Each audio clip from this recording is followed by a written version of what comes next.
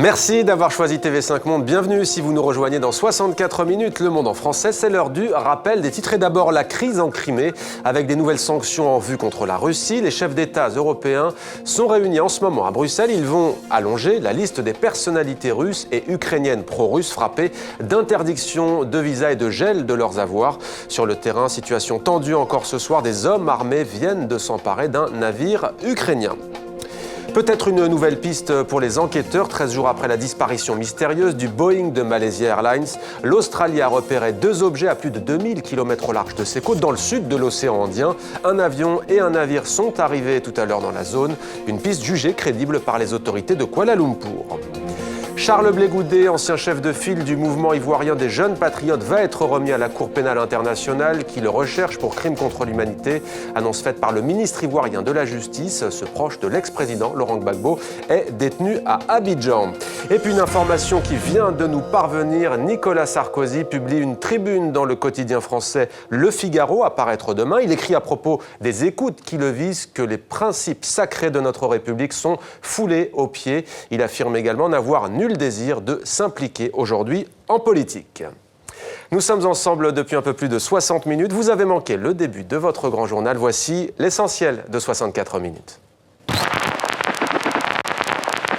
Deux objets flottants non identifiés ont été localisés à 2300 km au sud-ouest des côtes de l'Australie occidentale. Selon les autorités australiennes, il pourrait s'agir de débris du vol MH370 de la Malaysia Airlines. Pensez-vous que les Américains sont idiots? Les Américains ont bien localisé Ben Laden. Vous croyez qu'ils ne peuvent pas trouver un avion? Je vous rappelle qu'entre 1 heure et 8 heures, vous saviez où il était. Vous savez où il est et vous vous fichez de nous. À l'extérieur de la base, c'est sous le regard de soldats russes que des dizaines de militaires ukrainiens attendent les transports pour quitter la Crimée. C'est le cas d'Anna, priée la veille de quitter la base avec sa fille. Tout ce qui était notre vie vient de s'évaporer. Les 28 devraient menacer la Russie de passer au stade supérieur, celui des sanctions économiques, s'il n'y a pas de désescalade. Enfin, et là ce n'est pas une sanction, l'Europe va signer demain le volet politique de l'accord de coopération avec l'Ukraine.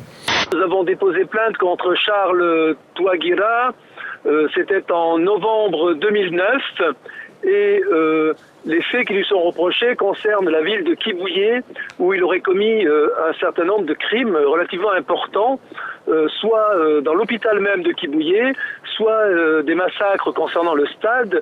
Plus de 3000 migrants érythréens et syriens, pour la plupart, ont été sauvés in extremis en haute mer par les gardes-côtes italiens depuis le début de la semaine. Cet afflux de candidats à l'exil en Europe s'explique notamment par une météo clémente et par la situation anarchique qui règne en ce moment en Libye. La langue française, c'est pas seulement une langue, mais c'est une culture, c'est une solidarité. C'est des gens qui se reconnaissent au travers de cette langue, qui est une langue riche. Cause de la grève. En France, parfois il y a des grèves. Quand on n'est pas content de quelque chose, on fait la grève. C'était 64 minutes, Le Monde en français, votre grand rendez-vous d'information. Merci à vous de l'avoir suivi. Demain, vous aurez le plaisir de retrouver Xavier Lambrecht. J'aurai quant à moi le plaisir de vous retrouver dès lundi sur TV5 Monde, la chaîne francophone mondiale.